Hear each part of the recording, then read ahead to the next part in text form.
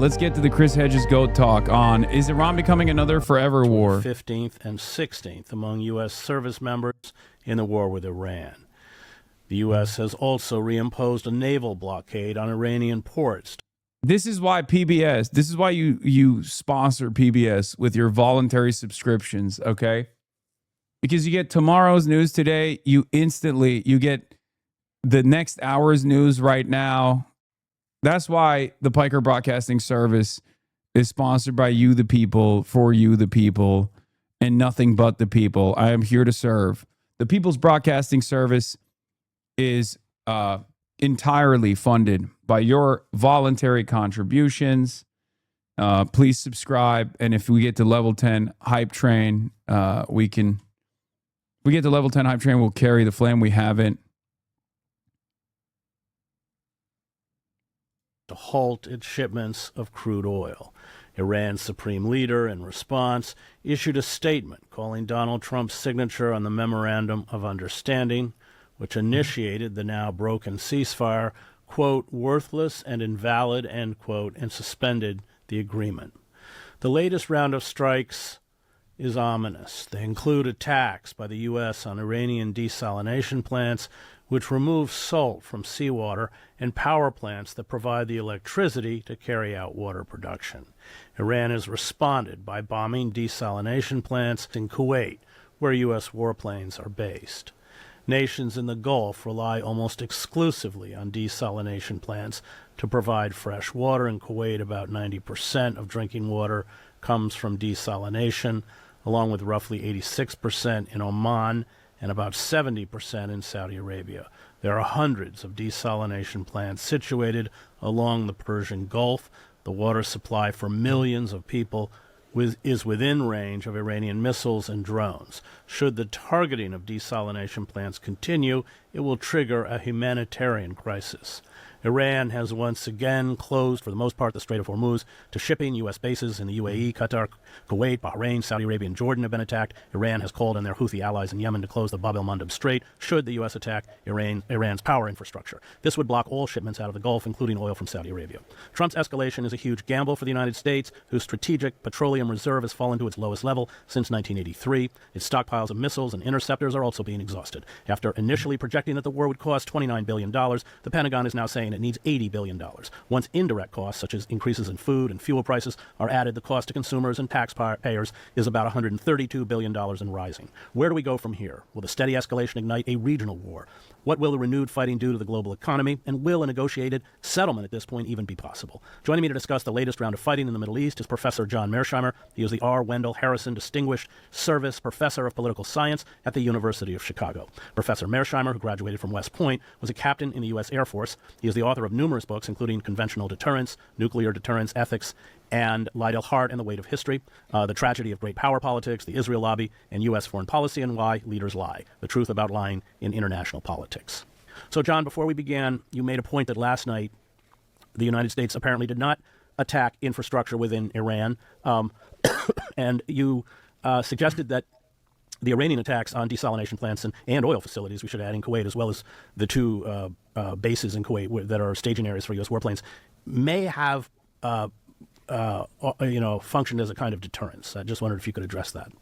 Yeah, let's just talk about the big picture here. This tit-for-tat strategy that has been going on for over a week now started on July 7th. And this past week, early in the week, President Trump made it clear that if the Iranians did not surrender by the end of this week, that he would then go after civilian infrastructure in Iran. He'd go after bridges, he'd go after power plants, and so forth and so on. But what happened was that at the end of this past week, the United States started to go after civilian infrastructure. We went after bridges, we went after power plants, and we went after a desalination plant. I think the goal for this was to basically cut off routes of transit that the military would use, the Iranian military would use to get to Qeshm Island and potentially create create an environment where America could invade some of the Iranian coastline, specifically in the southern part of Iran. That's I mean, it's still a war crime. It's still unacceptable. I'm just trying to explain to you what their reasoning is for why they were targeting critical infrastructure like this, that civilians were using, land bridges, and the like. You just made that up? I made that up. Really? You think I made this up? What's your goal here? What's your opinion here? You think they were just blowing up one specific area's bridges that connects it to the rest of the fucking country? Like, they're doing war crimes, yes, but they're also doing it for a specific military purpose, okay?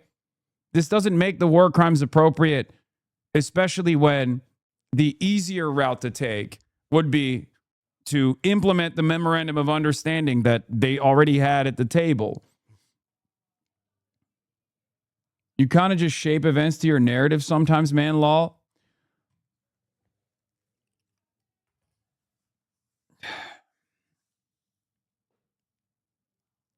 I explained this to you when they did this at the time, when they were fucking hitting these bridges. I explained it at the time as well.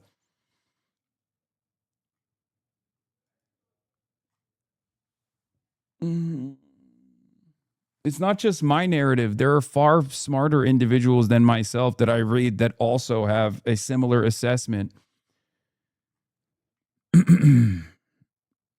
Chatters will come in here and be like, how dare you do analysis? I came here to just what? Watch me fucking go based over other people's commentary? Inside of Iran. Now, what the Iranians did was they instantly retaliated against similar targets in countries like Kuwait. Furthermore, they ramped up the bombing campaign against Jordan, and they bombed Saudi Arabia for the first time in almost 4 months. So they made it clear that they were going to play tit for tat.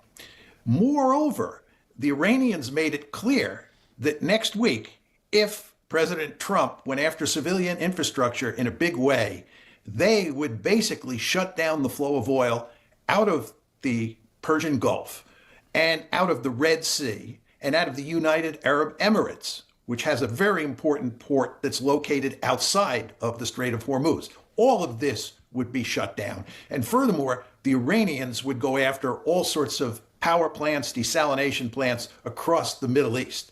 So the Iranians made it clear that they were playing hardball.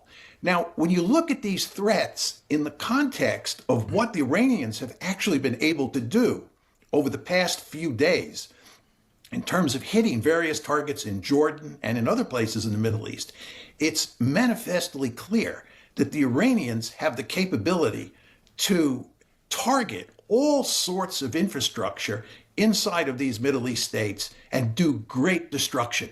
And both the New York Times and the Wall Street Journal have run articles in recent days about how effective the missile strikes are. So I think what has happened here, Chris, and I'm just saying I think this is what happened, is that last night, which is Saturday/Sunday night, the American retaliation against Iran did not include civilian infrastructure in any meaningful way. They did not go after bridges. They did not go after power plants. They did not go after desalination plants, which they had been doing. We had been moving in that direction, but that stopped last night. And the question you have to ask yourself is, number one, why? And number two, is that a harbinger of what we think will happen in the coming week?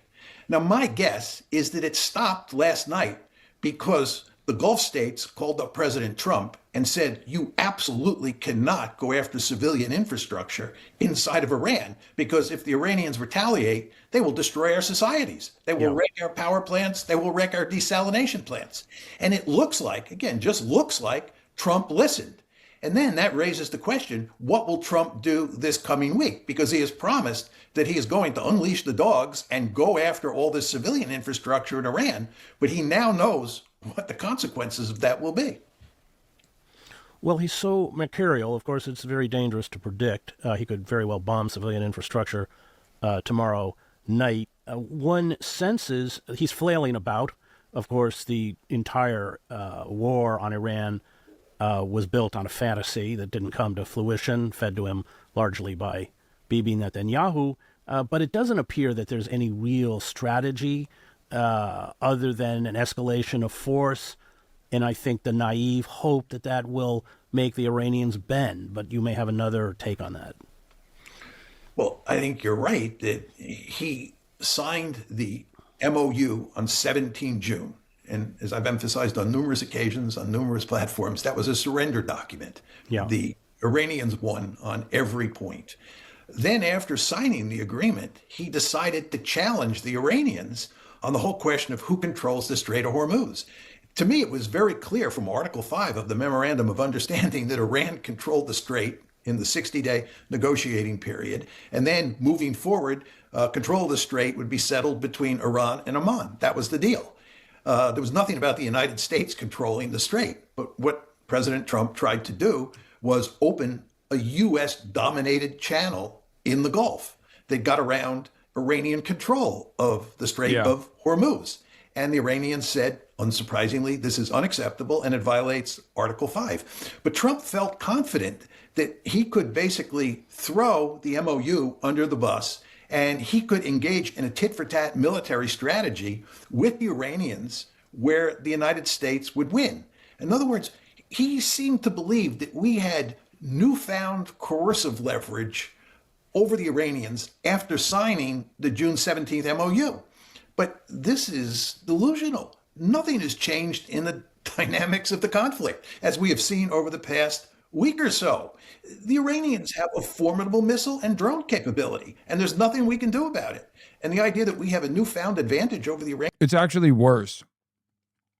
So not only do we not have a newfound advantage that Donald Trump thinks we have, or is operating like he thinks we have, but we actually have a bigger disadvantage this time around, because the whole purpose behind the MOU, even in the most charitable estimations, if we're to assume that like these guys know what they're doing and it was deliberate, the MOU was actually fake, it was a concoction to normalize the oil prices, that would be the most charitable to the administration, right? Like they didn't have any intentions of following through on it. They just wanted a moment of respite. If that's the strategy, then that comes with the recognition that America has less leverage now than it did before the MOU, because that recognition is now the strategic petroleum reserves are diminishing to a degree that is critical. Okay? That's the problem here.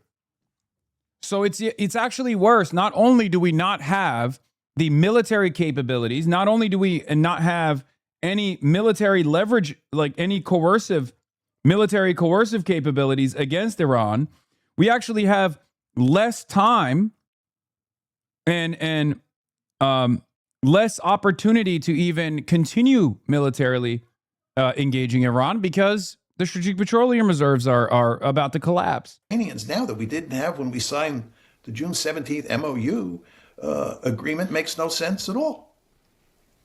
Well, the irony is that there was huge opposition from the hardliners in Iran to essentially agree to this MOU, and that's. I worry that this is going to go up the escalation ladder, and then Trump is going to do something crazy. Congratulations to Spain for the goal, by the way. I worry that Trump is going to let like the Israelis nuke Iran or something. I do worry about that a little bit. This is the other issue. If there is a negotiated way out, it isn't going to look like the MOU, which was a surrender document. It's going to look a lot worse for the United States because the MOU was predicated on phases. At this time around, the Iranians are going to demand that they have about $100 billion in frozen assets. They're going to want that a release. They're going to want a lot of stuff up front. I agree with that. I mean, there's no question that the moderates won with regard to whether or not Iran should sign the MOU on June 17th. The hardliners said, don't sign it, you can't trust the Americans. But the moderates prevailed, and then the hardliners proved to be correct. So they're now in the driver's seat as best we can tell. And it seems to me, given that we don't have any military strategy for defeating Iran, that we're going to, at some point, have to move to a memorandum of understanding number two. And it will be the hardliners, not the moderates, who are in the driver's seat. And as I think you correctly point out, those hardliners will push forward a tougher deal. A tougher deal for Trump to swallow. I would imagine that in addition to your point about them wanting all of those frozen assets up front, they will also demand that the Israelis get out of southern Lebanon. If you look at Article 1 of the 17 June MOU, it dealt with Lebanon. And it was very clear from that memorandum of understanding and the mere fact that the Lebanon issue was the number one issue on that agenda, that the Iranians really do want the Israelis to stop bombing Hezbollah and to get out of southern Lebanon. And it could be, one can't tell for sure, but it could be that the Iranians will demand that that happen before they sign a memorandum of understanding. And this, of course, will put Trump in an extremely difficult position because, as we both know, the Israelis have no interest in getting out of southern Lebanon. But the problem that we face here is that the Iranians, I think, probably have more leverage now than they had before the June 17th agreement. I would note, Chris, that I said, not publicly, but I said privately to a number of friends who I go back and forth with on this whole issue, that I thought the Iranians were foolish to sign the 17 June Memorandum of Understanding. I've long believed that the longer the war goes on and the more oil that's cut off from the Gulf, the better off the Iranians are. And just to elaborate on that a bit, and this will put some meat on the bone when it comes to talking about what might happen this coming week. You want to remember that there were about 20 million barrels per day coming out of the Gulf on February 27th. You know, when people talk about 20% of the world's oil came out of the Gulf, that 20% represents about 20 million barrels. And since the war started, we've devolved to a situation where 7 million barrels are still coming out of Saudi Arabia and the UAE combined. So it's only, in my opinion, about 13 million barrels that have been bottled up in the Gulf. Now, where are those 7 million barrels coming out of? One is that Saudi Arabia is sending probably somewhere on the order of 5 million barrels out through the Red Sea, not through the Strait of Hormuz. And I would guess that the UAE is sending out close to 2 million barrels from Fujairah, which is a UAE port on the Gulf of Oman. In other words, it's outside of the Strait of Hormuz. So you have this roughly 7 million barrels of oil, 7 million out of the original 20 million that are still coming out of the Persian Gulf. I think the Iranians have a vested interest in shutting down the flow of oil through the Red Sea, that's the Saudi Arabian oil, and shutting down Fujairah. And there's some evidence they've already shut down Fujairah, because this will worsen the oil situation, the global oil problem that the United States and the rest of the world faces. So if the war goes on and the Iranians are able to shut down the Red Sea, which they're threatening to do, and also shut down and keep shut down Fujairah, this will work to their advantage. It will give them more coercive leverage. So all of this is to say, Chris, if Trump does up the ante this coming week and goes after civilian infrastructure inside of Iran, the Iranians will retaliate by shutting down almost completely the flow of those 7 million barrels of oil that are now coming out of Saudi Arabia and probably the UAE as well. Let's talk about Israel. Israel has not carried out strikes in this latest round, and Iran has refrained from attacking Israel, although they did, I think the Iranians attacked the port of Aqaba, which is, of course, very close to the Israeli border. There were Israeli officials who objected to the fact that American refueling planes were stationed in Israel. Netanyahu had to override them. Let's talk about the wild card of Israel. If Israel gets pulled back into this, it does feel like Armageddon at that point. Well, the Israelis definitely want to stay out. They'll let the Americans wage this tit-for-tat campaign. I would imagine. Yeah. Because remember, the conditions have not changed for the better for Israel. By the end of the MOU, Iran was successfully hitting Israel by way of Hezbollah, but also directly with their own ballistic munitions. And the impact and the frequency of successive and successful hits was far higher, which means that the Israeli defensive capabilities had diminished.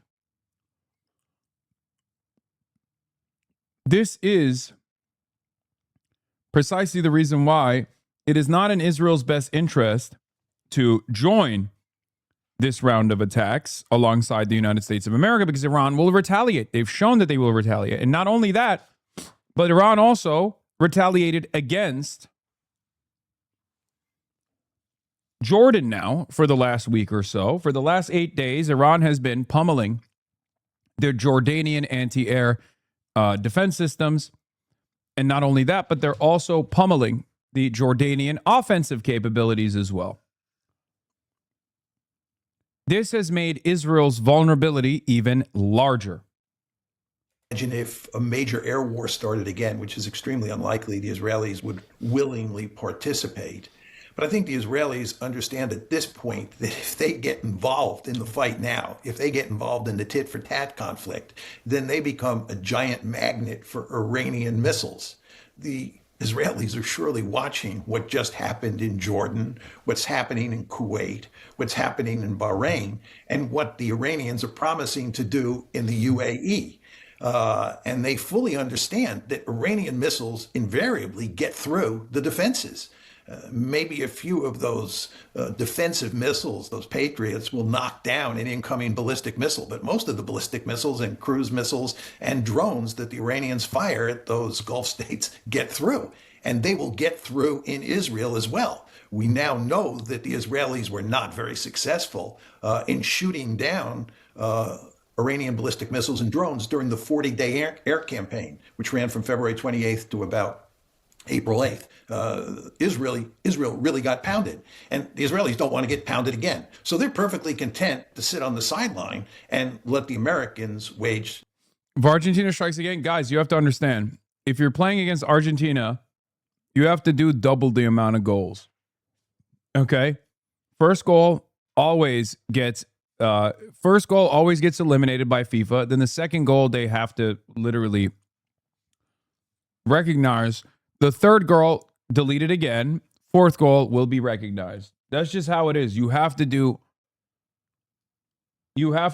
double up in your scoring.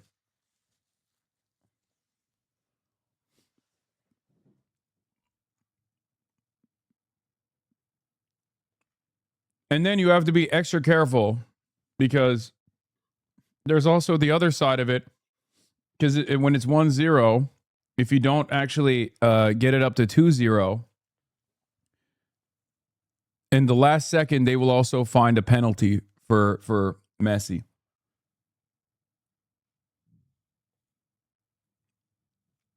If you get in the box, if you get an Argentinian player in the box, it's going to be a penalty. I'm calling it. I'm not jinxing it. Stop being superstitious. I'm just telling you. Is pre-watch Piker, okay? I don't even need to know that much about football to understand how Infantino's operation works, okay?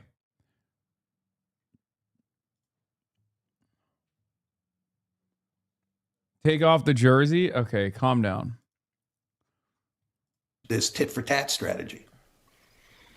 The other issue is that the accuracy of the Iranian missiles and drones has increased exponentially from the inception of the conflict back to the 40-day conflict, largely because I think they're using, or it's assumed they're using, Chinese and perhaps Russian satellite systems. Yeah, it's not just the accuracy, Chris. It's also the missiles. In many cases, many of the ballistic missiles can maneuver as they're coming down toward the target, and that enables them to dodge or avoid the missile defense systems that the Gulf states and Israel have. And I think maybe most important of all, it appears that both the Chinese and the Russians are supplying Iran with excellent intelligence as to where the key targets are. So in other words, it's not just the accuracy. It's not just that they can, put these missiles in the pickle barrel. It's also the fact that they know which pickle barrels to hit, because either the Russians or the Chinese or both of them are providing them with excellent intelligence. And, the maneuverability, the accuracy that you mentioned, and the intelligence information, you combine all those things with the fact that they have ballistic missiles that have powerful warheads, and you can see where they can do one heck of a lot of damage. And they are doing one heck of a lot of damage. And again, we don't want to underestimate that they're promising to do even more damage. And when you see what they have done up to now, and you think about the promises, you begin to say, these are credible promises. And this is why at the start of the show, I was saying to you that I think that this is why President Trump did not go after civilian infrastructure last night, and why he, and I want to underline the word might not go after civilian infrastructure this coming week. Although, as you pointed out, he is flailing around. And I think your use of the word flailing is exactly the right word. He is flailing around, and he is in desperate straits. So nobody knows for sure what he might do this week. But it does seem that if basic deterrence strategy or basic deterrence logic kicks in, that he probably won't go up the escalation ladder this week. How much damage has Iran inflicted on U.S. bases in the region? It's all classified, so we're kind of groping. Well, it's quite clear from what you read in the New York Times and the Wall Street Journal, and these are newspapers that are deeply dedicated to the American cause. It's not like these are pro-Iranian newspapers, but it's quite clear what you read from these newspapers that we have suffered an enormous amount of damage on our bases. Usually the rhetoric in these newspapers is that almost all of the bases have been either badly damaged or destroyed. And of course, the Iranians have continued to go after those bases in places like Kuwait and Bahrain. The 5th Naval Headquarters are at Bahrain, and the Iranians have continued to pound those headquarters and that naval base more generally. They've continued to bomb all sorts of U.S. targets in Kuwait. Now, very importantly, Chris, just recently we started bombing Jordan. And the question you want to ask yourself is, why are we now bombing Jordan when we hadn't been bombing Jordan for most of the war? You mean Iran? Iran is bombing Jordan. Yes, I'm sorry. Iran is bombing Jordan. Why is Iran bombing Jordan? And the answer... Motherfucker said we.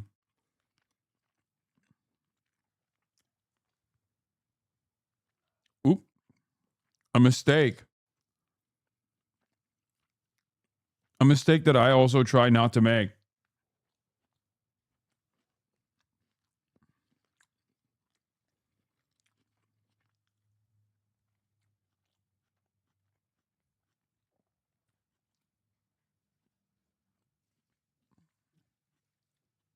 You can tell. You can tell which side this man is on by his Shia smirk. Look at him.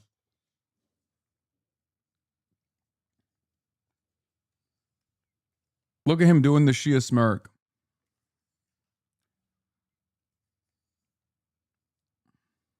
Even Chris is doing the Shia smirk a little bit. A little baby Shia smirk from Chris.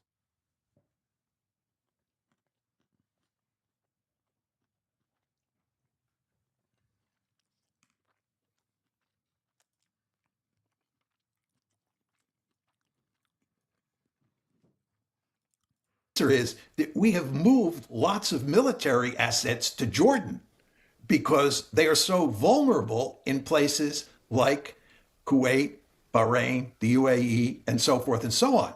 So Jordan has become an important staging area. Well, the Iranians responded by going after U.S. targets in Jordan. And this is why they ended up killing 2 American servicemen. They've also, it appears, wounded many other American servicemen. They've attacked one base and destroyed a significant number of Black Hawk helicopters. And they have attacked the main U.S. air base in Jordan as well. And they are... Our man Chris has resting bureaucrat face. Yes, he has resting Politburo face, which is funny because he hates the USSR. But he would be he would be like the Secretary of Agriculture in some faraway oblast in the USSR. You know what I mean?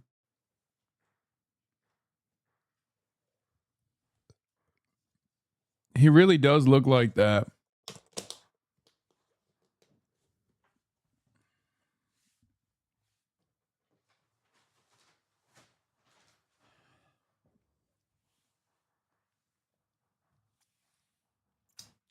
Do not give this man bad news from the production line. Yes. I'm glad that it is 5 minutes. Not rooting for Messi, but just because I like the drama. No, end it. End it now. End it now. Threatening to continue those attacks on Jordan. And what the Iranians are basically saying, there is no place to hide. Wherever you go, we're coming after you. And you want to understand that we have a lethal missile, and drone force, and we will use that force in very effective ways. And they have demonstrated quite clearly that they have that capability. A lot of the air attacks have been concentrated in southern Iran. And there's been speculation that this is because the United States is considering seizing parts of Iranian territory, some of the islands, perhaps Karg Island. I don't know how they would do it. I guess they would have to do it by air. I'm not sure how that would work. Certainly they can't do it by ship. I think the Boxer is their amphibious, and that's 200 miles away or something. But how do you see that as a possibility, and how would it play out? Well, I'll make a couple points, Chris. First of all, you have to ask yourself, how many combat troops, and here we're talking mainly about infantry and Marines, U.S. Army infantry and Marines, combat troops, people that you can use for an amphibious operation. How many troops of that sort do we have in the Gulf? Now, you'll see in the media, people say there are 50,000 American troops in the region. That's true, but those 50,000 troops are not all combat troops. And in my opinion, most of them are not combat troops. My guess is that there are at the most 8,000 Marines and Army troops from the 82nd Airborne in the region. About 8,000 combat troops at most. What are you going to do with 8,000 troops? It's a tiny number of troops. If you're seriously talking about invading a country like Iran that has 93 million people, a formidable military, represents a huge piece of real estate. I mean, this is a big territory that it covers, has forbidding terrain. What are you going to do with 8,000 troops? Not only do you have to invade with those 8,000 troops, you have to sustain them, and then you have to reinforce them. This is just not in the cards. And if you listen to President Trump talk, he says that it's not going to be American ground troops that do the invading. It's other troops from the region that are going to do the invading. Hold. The ground operation. Hold. All right, let's get back to Mearsheimer versus Chris Hedges now. So I scratch my head and say, well, who is that? Are they going to send in the IDF? No, I mean, they're bogged down in southern Lebanon, and the Israelis are too smart to invade Iran. That's not going to happen. So who's going to do it? And it looks like, if anybody, it's going to be the Kurds coming out of Iraq who invade Iran. But the Kurds are not going to do that unless they're crazy. And if they do invade, it's not going to have any meaningful consequence. The Kurds are our ground force option. This is not serious. 8,000 troops in the region are a ground force option? I don't think so. Furthermore, if President Trump were foolish enough to try and seize an island or to land somewhere on the coastline of Iran, many American soldiers would die. This would be a highly dangerous operation. The Iranians would go to great lengths to retaliate and drive those American forces off the beaches. And the question you have to ask yourself is, what does the cost-benefit analysis look like for President Trump? There'd be zero benefit, right? What is he going to gain by invading an island or, establishing a beachhead on the Iranian coast? What are the gains from that? I don't see any. And the cost is that many Americans will die in what almost everybody will see as a futile military operation. And he'll pay an even greater political price. Yeah. Considering that there is no way to reassert military dominance over Iran as it stands currently, and considering the reality that every day that goes on, every day that continues, every day that this war wages on is worse for America overall, worse for the rest of the globe overall. There's nothing that they can do about it. There's nothing. They just they're going to keep risking bigger and more military assets. They're going to keep risking bigger actions. They're going to keep risking more military assets and potentially put more troops' lives at risk as well. For that. So why would he do that? So I don't see any ground force option. You know, Chris, just to elevate for a second here, we started with a strategic bombing. The only way would be ground invasion, and that's not happening. Dude, there's no guarantee that the ground invasion would actually hold either. Because in order to actually do a successful ground invasion, you can't just like invade militarily the coastline of Iran or the islands of Iran. Right? You have to invade the rest of Iran too at some point. And in order to do that, we don't have the sufficient number of troops amassed or even drafted to be able to militarily dominate and engage in a permanent military occupation over the entire Iranian nation state. It's just not going to happen.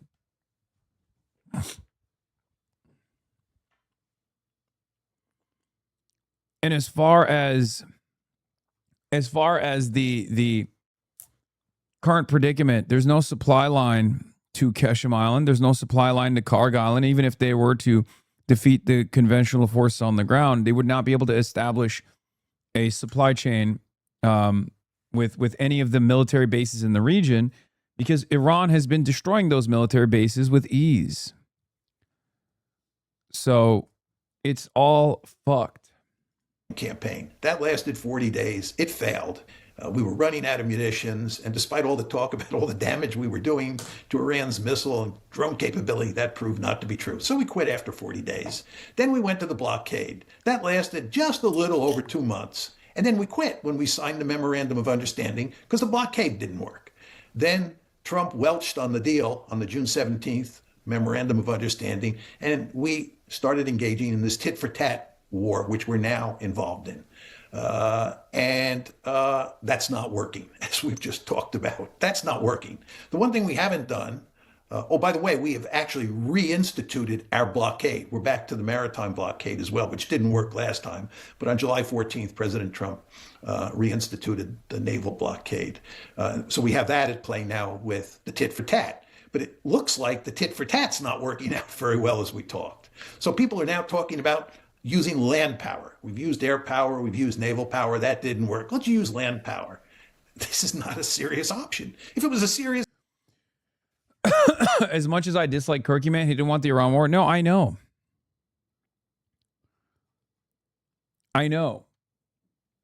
But it doesn't matter. He didn't like fucking Jeffrey Epstein either. But he shut the fuck up real quick when Donald Trump made the boss call. If you think Charlie Kirk wouldn't be spending every damn day, if he was still alive, if you think he wouldn't be defending, if you think he wouldn't be spending every damn day defending the Iran war, you're delusional. Okay? Charlie Kirk's primary goal was to be the regime propagandist on the independent media side. Okay? Option. We would have tried it a long time ago. We didn't try it a long time ago because it doesn't stand any chance of working. The point is, Chris, we have no military option here. This is why Trump signed the June 17th MOU, because we had no option. The Iranians were winning the war. And then the question you have to ask yourself is, have the dynamics changed since then? Is there evidence that the United States has turned the tide and that we now have found a theory of victory? The answer is clearly no. Unless you and I are missing something and they have some secret strategy in mind that they haven't told us about. And I don't think that's the case.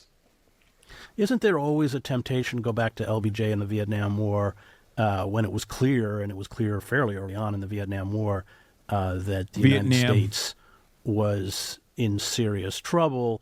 Then you get the heavy bombing campaign of North Vietnam.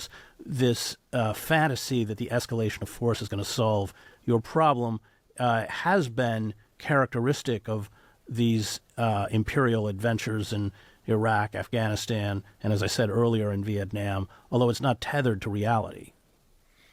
Well, a couple of points on Vietnam. First of all, there's no question that the Johnson administration, starting in March of 65 is when the bombing campaign began, big time.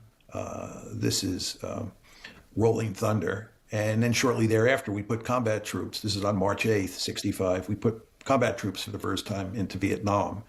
And we escalated and escalated up until March 31st of 1968. You remember very well that that's when LBJ, who was the president, said that he was not going to run for another term. He was clearly a defeated man. Guys, I can't watch the World Cup. Are you kidding me? I can't watch the World Cup ceremony. I don't want to get fucking chatters. We cannot watch anything FIFA related. Okay? You understand that, right?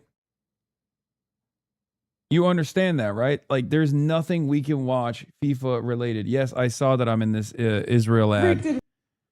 Yes, Israel put me in a fucking AI ad that played during the World Cup. I know, I'm going to get to it. There's so much real news to cover that I can't. It's getting to a degree. It's getting to a point where like real politics, like John Fetterman threatening to leave the Democratic Party because of me, is now drama in comparison to like what I need to cover, which is real shit taking place. You know, America's possible military invasion of Iran.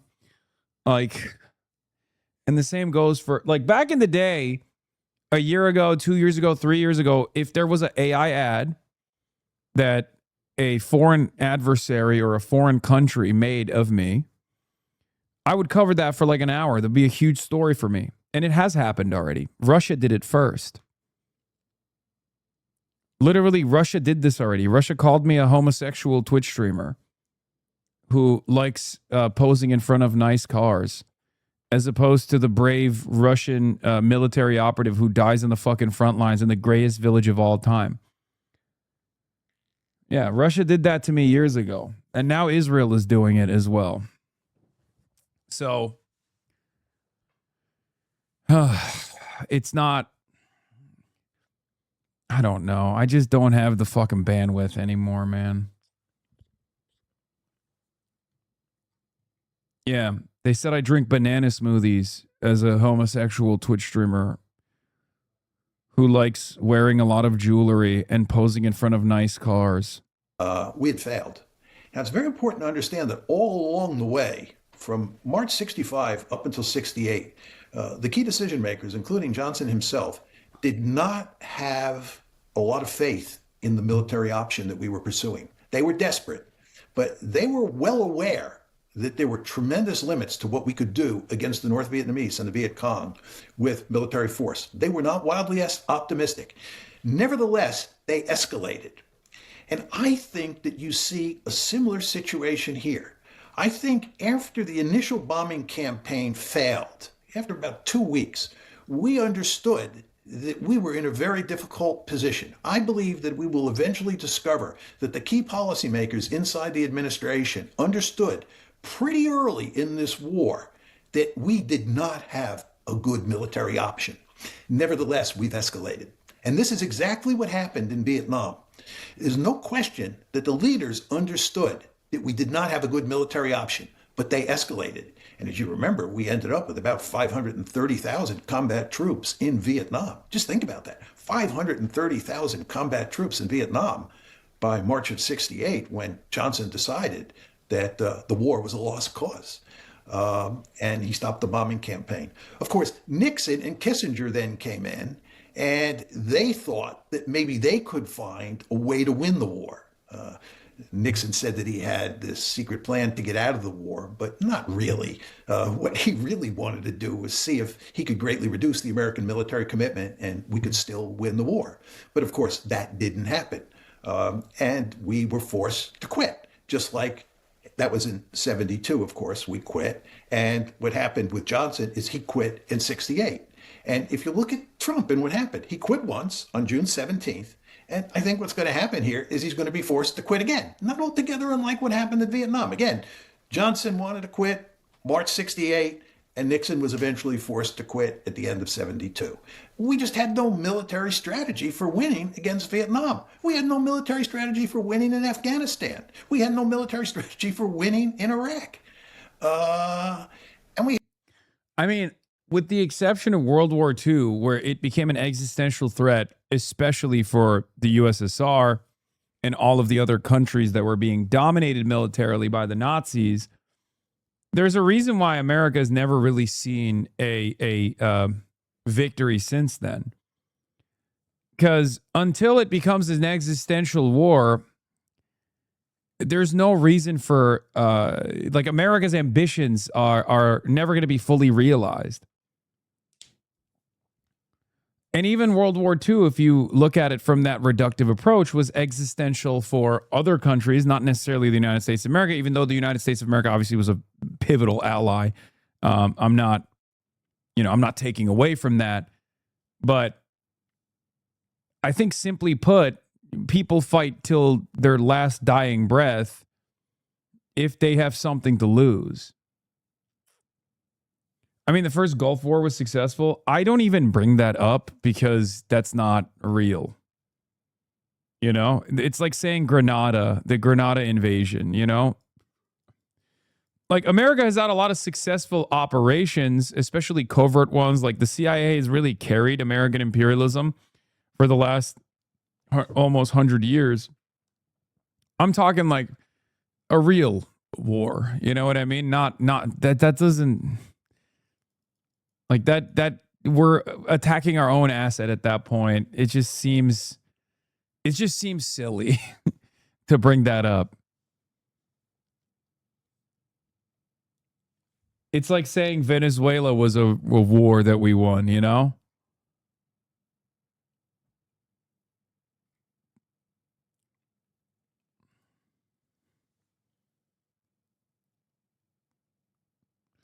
This, on the other hand, like what's going on against Iran, Iran is a middle power, right? Iran is a middle power, but it's a regional power nonetheless. What happens to be a very important region for the rest of the world. Okay? Iran controls a critical route that 20% of the world's oil and gas goes through.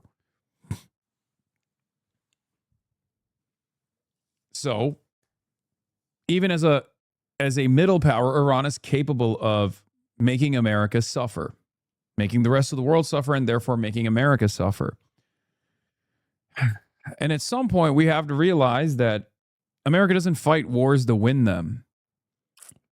America fights wars to continue those wars.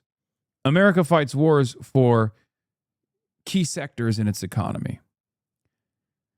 But in this circumstance, America has to win. And because it's incapable of winning, you arrive at this endless military quagmire.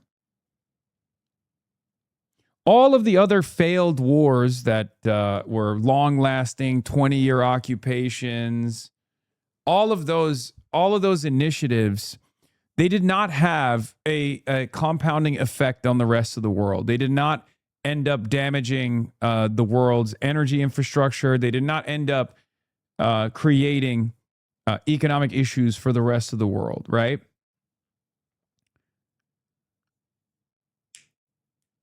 "20 years in Vietnam, sure, it has regional effects, but it doesn't impact Europe. The global war on terror has some consequence for Europe, refugee crisis, but ultimately, most of the oil fields remain intact. They exchange ownership. They're sold off to Western oil and gas companies, and it's actually decent for that. It's actually good for the American oil and gas industry. They don't even stop selling oil in Iraq to China. They continue selling oil to China. It's just now the people that are profiting are not the Iraqi people or the Iraqi government necessarily, but instead Western companies. This is different. I've been saying that from the first day onward. This is different because the rest of the world is suffering now, is suffering directly due to American intervention. And there's only so much suffering that America can get other people on board with until they start to push back. We have no military strategy for winning here. But your point is that once you get into these things, very hard to get out, no question. And you look for ways to escalate. And it's kind of like a wing and a prayer. Maybe something will happen that we don't foresee. And if we just double down, maybe, we'll be lucky. And I think there's just a lot of that going on. I think that's what President Trump was thinking after June 17th. He figured that memorandum of understanding I signed, it's a surrender document. I really don't like it. I'm sure the Israelis and the Israel lobby and neoconservatives and the hawks in the United States were telling him he made a mistake signing that June 17th MOU. And he probably said, let's try something else. Maybe if I go back to, putting pressure on the Iranians, I can get them to cut a deal. And here we are. But again, there is no deal to be had, just as there was no deal to be had in Vietnam. If you took 5 of the smartest strategists in the United States and you could ramp back in a time machine to March of 1965, and you told those 5 strategists, it's your responsibility to come up with a brilliant strategy to win the Vietnam War, the end result would be the same. And if they were really brilliant strategists, they would have told LBJ not to go in. And if he had nevertheless gone in, they would have told him to immediately get out, because there was no way to win the Vietnam War. We had no theory of victory. And again, I think that most of the policymakers at the time understood that. Well, who's advising Trump? That's the question. He doesn't have a McNamara. Whatever you think of McNamara, he was. Who's advising Trump? Benjamin Netanyahu. That's clear to me. I don't know if that's far-fetched to say, but Benjamin Netanyahu, Foundation for Defending Democracy, and numerous other Israel firsters that are in his immediate vicinity. That's who's advising him. It used to be Lindsey Graham, and he's dead now, but his spirit still remains in the room. Competent, although, of course, led us into disaster in Vietnam. But that's the question. He's surrounded by sycophants and people like Stephen Miller. I don't know if Miller is involved in this, but of course he has no military training. And that's that. And Trump seems to be able just to decide unilaterally. I mean, Congress did pass a resolution with Republican support saying any more strikes on Iran had to be cleared through Congress that, of course, Trump has just blithely ignored. Well, it's very hard to say, who exactly is whispering in his ear. And it's also hard to say whether he listens to anybody. It seems from the outside that the key force for restraint, the person, who was sort of acting like McNamara, and just to be clear, McNamara figured out quite quickly that we had no winning strategy in Vietnam. He did not act this way when he spoke publicly. He was full of confidence when he talked publicly about the war. But it's quite clear now that behind closed doors, he understood that we just did not have a winning strategy. And I think if there's anybody in the administration who fits that bill, it's J.D. Vance. That's fucking wrong. No. Okay. We found it. Area of disagreement with the GOAT. Hate to see it happen like this, but I vehemently disagree with my GOAT. Mearsheimer is wrong. J.D. Vance is not a reliable advisor to Donald Trump. Okay? J.D. Vance is a non-entity in the room. J.D. Vance is a careerist. J.D. Vance is simply a placeholder so that Donald Trump can continue taking advantage of the techno-feudalist fascist billionaires that see J.D. Vance as their guy in the room, specifically Peter Thiel. Trump does not like J.D. Vance. J.D. Vance is a surrogate for Peter Thiel. Trump understands that. And J.D. Vance has no capabilities of influence in the room, especially considering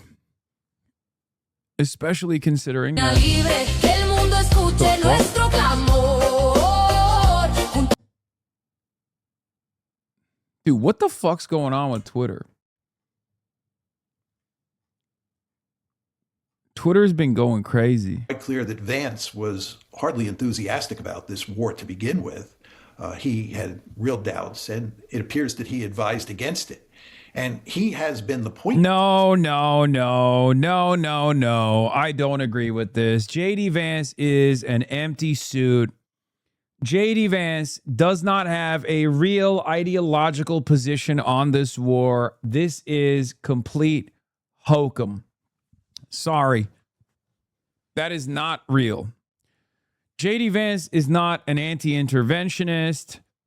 JD Vance is not anti-war with Iran. JD Vance is simply positioning himself as that because he has further ambitions. He has ambitions for higher office. He can read the room a little bit, but of course, he is incapable. He doesn't have a consistent stance on this. He's not. You can see it. Yeah, Chris Hedges, his response is my response. Okay, that's how I feel about this take. I mean, you can hear it with JD Vance's own words, with what he tries to leak to the media, presenting himself as like being in opposition to the Iran war. But clearly when he's in the room, he's like, oh, we got to go big or go home. All of this stuff is bullshit. He's a flip-flopper and he's not being serious. He's not sincere. I don't believe JD Vance actually has a different opinion. Most people also hate him for this reason, because he's not consistent. Man, for dealing with the Iranians. I mean, he is the person who met with the Iranians with regard to getting the 17 June MOU in place. So it looks like Vance is the person who is telling Trump that it makes sense to cut a deal here. And as we all know, he refused to leave again? No.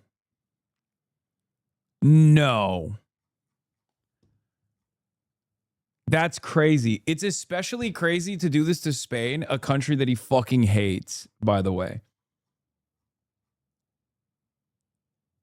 God, he's such a fucking loser.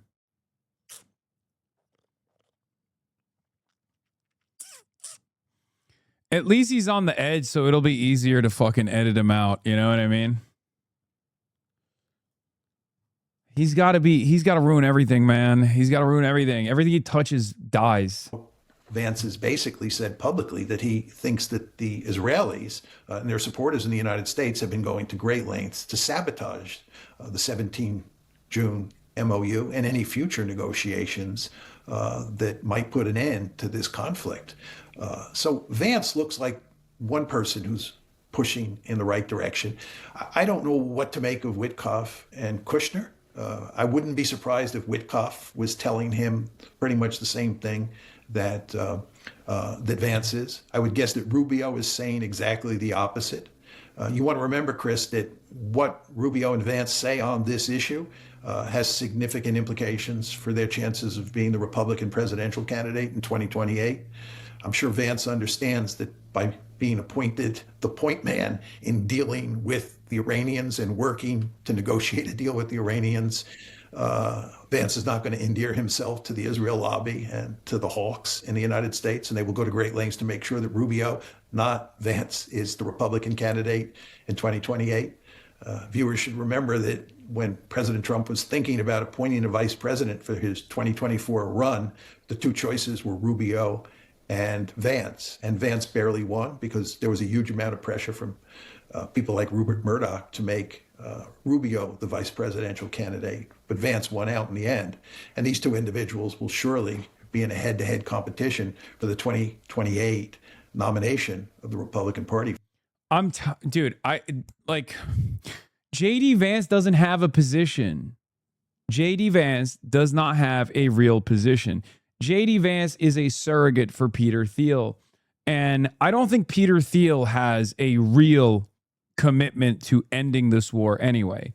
The only reason why JD Vance is positioning himself as a advocate for isolationism is because he's positioning himself for what comes after. Okay? It's just empty.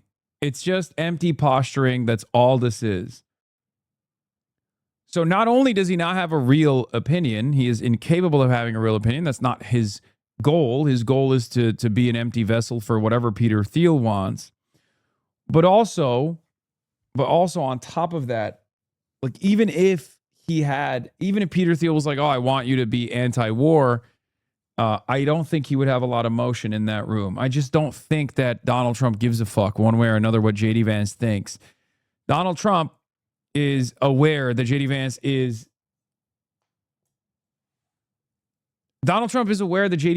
a Peter Thiel blood boy. He's in the room because Donald Trump wants to maintain favorable posture with the likes of Peter Thiel and the techno-feudalists for one reason or another. I don't know if that's the smart calculation for him or whatever the fuck it is, but clearly that's his goal, right?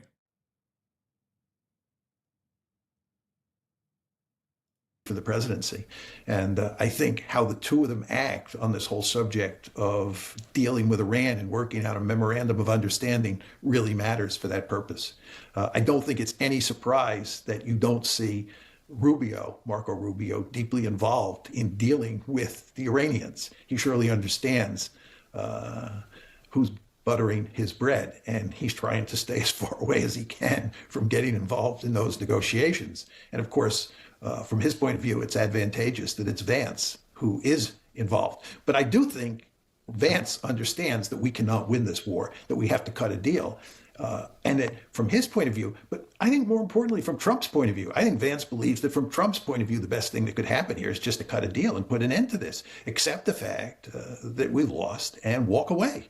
I mean, how much time do we have left before the global economy craters? It's already pretty stressed out, the shortages of cooking oil. Because Rubio's running Venezuela. I already explained this to you. Marco Rubio's goal is to be the viceroy of all Latin American operations. It's a much cushier job. It's a much easier job. JD Vance is on janitorial duty over in the fucking Iran fiasco. That tells you how Donald Trump treats both of these individuals. That tells you what Donald Trump thinks of either of these guys. Donald Trump doesn't fuck with JD Vance. If he did, he wouldn't be holding him responsible for, his failures in Iran. He sent his ass out there to make him hold that L, the MOU, and the fact that the memorandum of understanding would not work out. He knew full well that he had no intentions of creating a permanent and resilient peace. He just sent JD out there. I mean, probably JD also understands that wasn't going to happen regardless, but it looks good for him. He can position himself as like someone who was trying to keep the peace and unfortunately failed to do so because Iran was just not interested in negotiations or whatever, In India, fertilizer, helium for microchips. I had read before the memorandum of understanding that some economists were saying by July that if there wasn't an opening of the strait, we could head for a global depression. And as I mentioned in the introduction, the strategic reserves have been heavily depleted, and not just in the United States, countries like Japan as well. How much more time do we have? Let me tell you how I read the oil situation. I think what's happened is that with a set of workarounds, we have been pretty successful at minimizing the damage that has been done so far. And there are three major workarounds that I see. First, as I told you before, of the 20 million barrels that used to come out of the Gulf, 7 million are actually still coming out. So when people say that the flow of oil out of the Gulf has been completely cut off, those 20 million barrels have been completely cut off, that's not true. 7 million are coming out through Yanbu and Fujairah. That's Yanbu in Saudi Arabia and Fujairah in the UAE. And furthermore, as you know, the the strait has been opened up at different points. And some ships have come out when that strait was opened up, including Iranian ships. So the 20 million barrels have not completely disappeared. That's one point you want to keep in mind. The second point is, and this is quite remarkable, the Chinese have greatly reduced their demand for oil by about 5 million barrels a day. It's amazing how they've done that, and how they've done it, we're not sure. Yes, we are. We are sure. It's because they no longer have the same reliance for oil and gas, and they just maintain the strategic petroleum reserves partially because they want to at the end of the day keep the market stable, and they're using it right now. It gives them tremendous leverage as a major buyer, especially in moments like this. But also, the only reason why they're capable of doing this is because of green energy. They've electrified their grid. They use renewable energy in their infrastructure. The reason why this is another area of disagreement with my goat, where he is far too much of a China hawk. He's definitely gotten a lot better in like the last decade or so, but I think Mearsheimer has always been Mr. Offensive Realism, and he's always had a very negative approach to China. So I think that's clouding his perspective a little bit. But the fact is that Yeah, they have massive oil reserves. They've been using more coal because they always had that infrastructure. But a big part of the reason why they don't have to offset that and can just like kick coal in is because most of their energy grid, they have a big chunk of their energy grid also has renewable energy. the Chinese demand for oil has gone down 5 million barrels. So when we talk about those 20 million barrels coming out, there's 5 million, right? 5 million that are not needed because the Chinese have reduced their demand, and there's 7 million that are coming out from the UAE and Saudi Arabia. And then getting back to what you were mentioning, there's all that oil that's been released from the strategic reserve. And that adds up to another maybe 3 million barrels a day, as best I can tell. So when you add all these things together, you can see that we have been able to weather the crisis in the Gulf reasonably well up to now. Now, what scares people is that the Strategic Petroleum Reserve is running down, and we're running out of oil that's available in that strategic reserve to float into world oil markets. Furthermore, there is the danger, as I was talking about before, that Fujairah and Yanbu will be completely shut down, and then there'll be no oil or hardly any oil coming out of the Gulf. And then there's the Chinese demand for oil, which is the wild card. What if the Chinese all of a sudden decide that they need more oil, and the demand for oil from China begins to go back where it was on February 27th? If those three things happen, then you're in deep trouble. But it's hard at this point to say exactly how this plays itself out.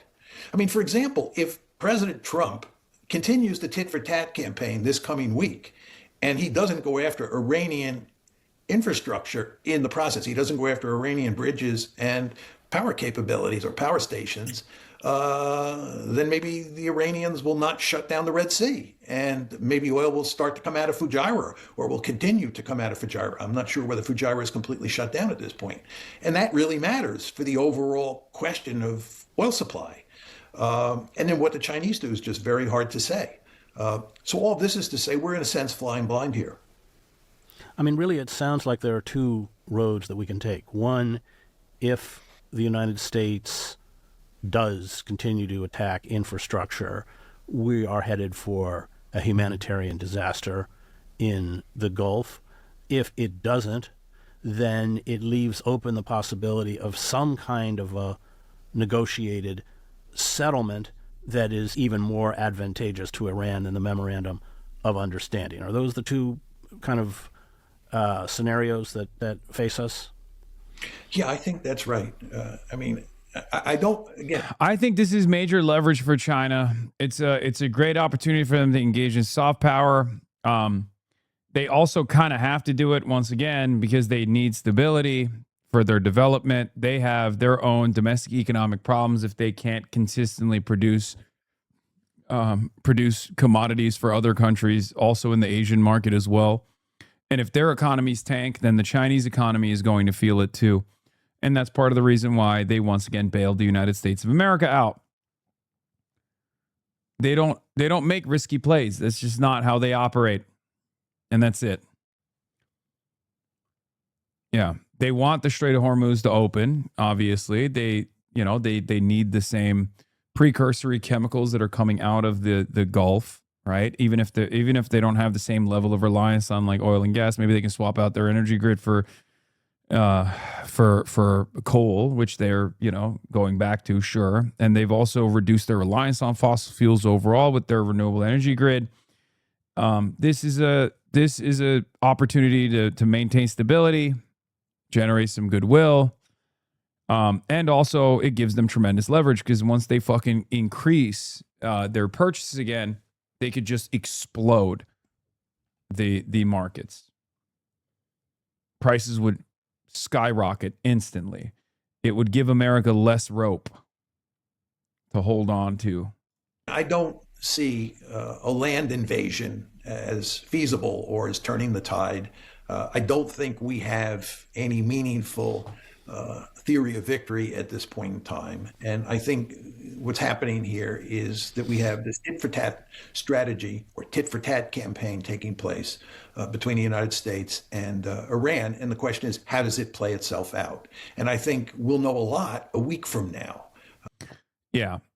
Here's some additional analysis that I want to get into. One comes from Amos Hochstein. This is the Amos Hochstein that worked in the Biden administration. He was the senior advisor to the White House under Joe Brandon. He is also responsible for a lot. I mean, he is one of the major figures that was responsible. He's an IDF veteran. One of the figures responsible for Biden's continuation of Israel's genocide. Here's what he had to say. As Trump weighs escalation ordeal, he's confronting a harsh reality. The Russia and Iran fronts are coalescing, and the tools to manage the next energy shock are disappearing week by week. One, when the Hormuz MOU was announced, transit relief flowed to crude, not diesel, gasoline, or jet fuel. That gap is now the market's biggest vulnerability. Two, Ukraine's systematic strikes on Russian refineries forced Moscow into a full ban on diesel exports, producers and traders alike. Russia is 11% of the global diesel supply. I mentioned this as well. Refining margins here and globally are at record highs. Crack spreads are telling you refined products, not crude, are the real choke point right now. EIA DOE itself is now flagging that Cushing, Oklahoma, the WTI crude delivery point, is at tank bottoms.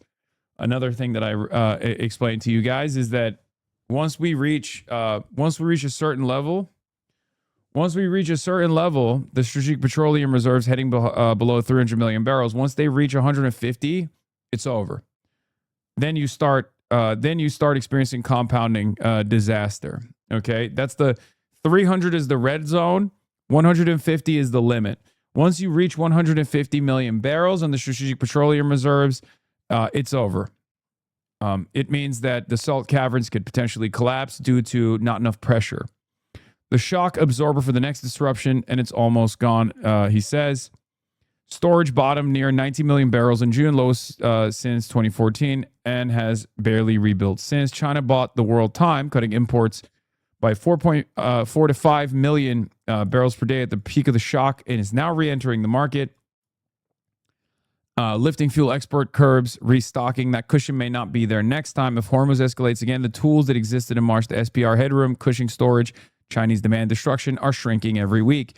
It's not just the energy. The 10-year war is near a 2-month high at nearly 4.6%, and 30-year has traded above 5% since July 7th. The bond market pricing in exactly the inflation risk this points to.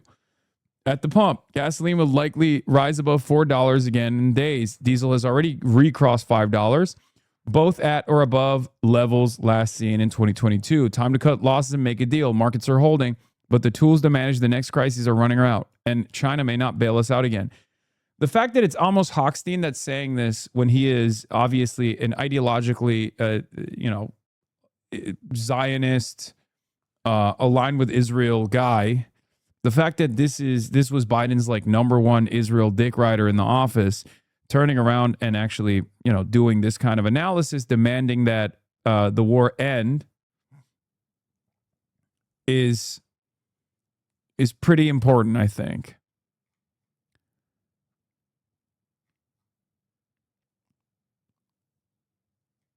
Yeah, he's not only a China hawk, but he's obviously super pro-Israel. He felt pretty sweet about pummeling Gaza and continuing the genocide, when there were no market impacts like this. I wonder if Israel will join back again. We'll see. We'll see what happens because they are in some ways more belligerent, but they're also much more sensitive to retaliation than the Americans are. Americans die all the time. We throw bodies to the problem with regular frequency. 12,000 U.S. service members died in the global war on terror so that our petro-capitalist pedophiles could turn tremendous profits year over year.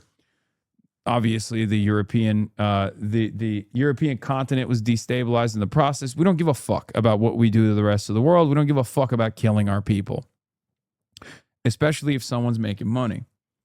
Now, the problem now is some people are making money, but a lot of people are losing money. There's too much volatility. A little bit of volatility is an opportunity to generate greater returns on risky investments, but too much volatility, too much instability means you can no longer make adequate market predictions. Now, the super wealthy people, some people might make some money in the process, but most super wealthy people are not going to make money. That creates a unique pressure on Donald Trump. Israel, on the other hand, is far more belligerent than the United States of America in many respects because it constantly fucking wages war with its enemies, with its neighbors. However, Israel is also far more sensitive to troop loss than the United States of America is. That's part of the reason why I don't know if they're going to join in on the fun and start bombing Iran, especially because now Iran has created a huge opening where Israel is left unguarded, left unprotected, unlike ever before. They've depleted the munitions, the anti-air defense systems in the last 130 days. And then on top of that, they shut off a lot of America's eyes and ears in the region by blowing up radar installations. And last but not least, this past week, for the last 8 days, Iran has been pummeling Jordan and destroying the Jordanian anti-air defense systems, many of which were sent to Jordan. The Americans were sent to Jordan, as Mearsheimer also explained, because all of the other bases in the region were unguarded. Jordan had more anti-air defense systems because of its proximity to Israel, because of its position as basically a stopgap measure before missiles fall on Israel. They had better air defense systems. Now Iran is destroying the Jordanian air defense systems, so Israel is uniquely vulnerable. So we shall see.